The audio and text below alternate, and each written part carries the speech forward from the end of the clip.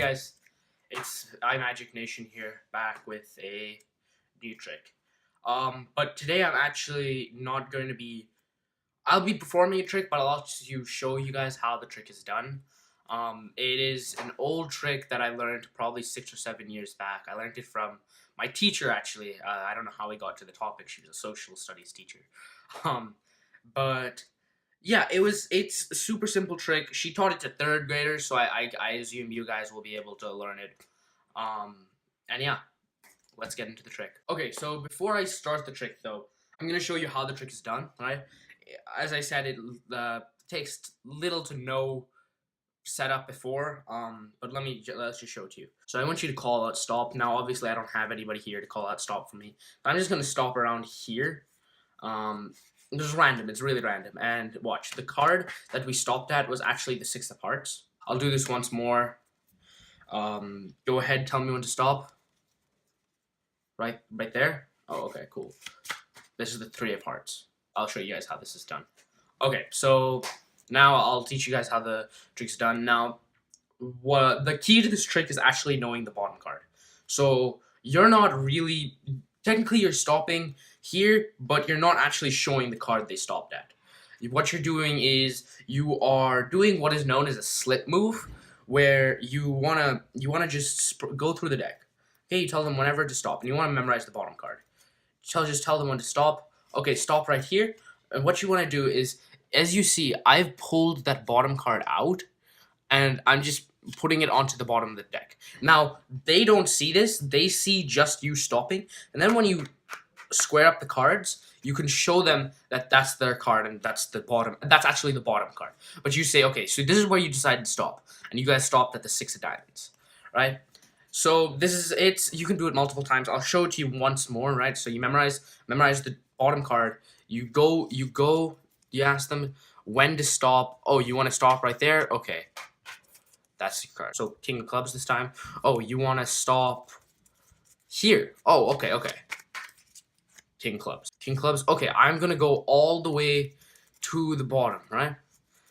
Right there. Second to last card. Oh yeah, that's the King of Clubs. Yeah, it's super, it's not at all a hard trick. Okay, another way I like to do it is if I generally carry my wallet with me, and I have predictions written down already in there on pieces of paper. So I just pull that out, I give it to the spectator and say, here, hold this piece of paper, that's my prediction. You just want to shuffle the deck. You want to convince them that this really is like, it's a very fair deck, nothing fishy going on. Since the prediction will be the bottom card, you've already written down, you want to get that card into the bottom position. Now, there's 2 ways of going about this. The easy way is quite literally just find the card. So say we're controlling the 5 clubs and take it to the bottom, and then you're ready. If you want to make it look a little more natural, you can just shuffle it. So a lot of you don't know. I don't know how many of you actually know how to bridge. So I'll just do some overhand shuffles. You can give it a cut. You can ask someone else to shuffle. You actually handing this deck off to someone to shuffle looks a little better, even if you it makes the trick look a little better, and especially for this part. So you just spread through the deck and you say, okay, I want you to just I want to show you that the entire deck, it's shuffled, right? And in the process of doing this, you basically locate the 5 of clubs. You want to go, okay, you could pick up any one of these cards. This completely shuffled, right? You could stop it. If I asked you to stop at any one of these cards, you could stop it. It could be any one of these. And then what you want to do is, in this case, you just want to cut it to the top and go on. You don't want to move a single card because that looks a little more fishy. But doing an entire pack, you're like, just like this, and then you can just flip it over in the process. If you wanted to give some validation, if someone does ask you, why did you do that? You'd be like, oh, okay, I just wanted to cut the cards, okay? It's just to cut the cards, that's all. And you're perfectly fine. You want to give some justification. Obviously, you don't want to do this like stone face being,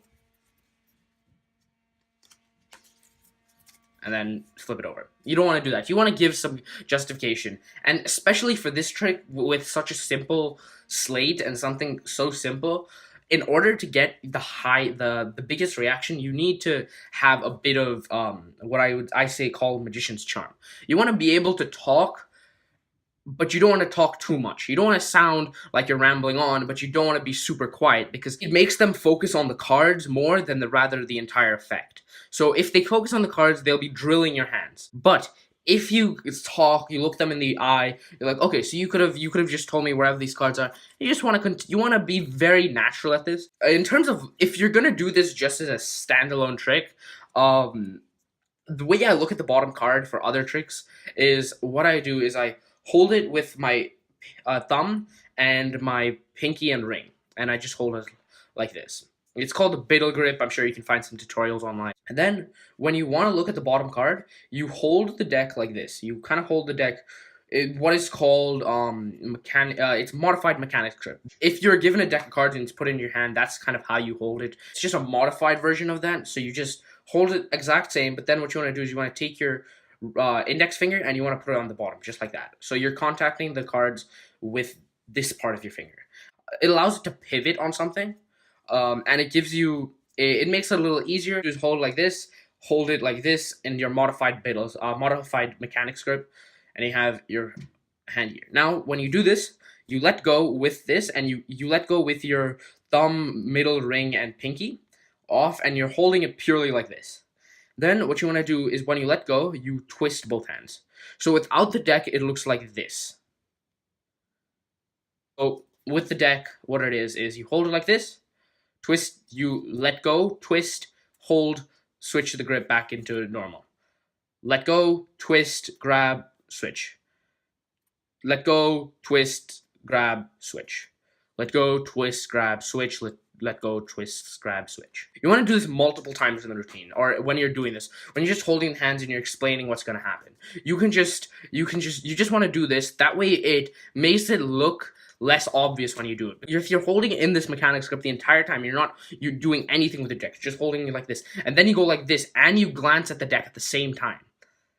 People will be like, oh, he's doing something there. That's not what you want. You want it to look as nonchalant as possible. So what I suggest is while you're performing, while you're explaining, this motion right here will replay in their mind. So that'll continuously go. So if you while you're doing this and you actually do look at the bottom card, they're not really gonna notice. You've been doing this thing the entire time. And that's where you can look at it. Now, when I perform magic, I do this anyway. I don't perform this force per se, but I do this anyway.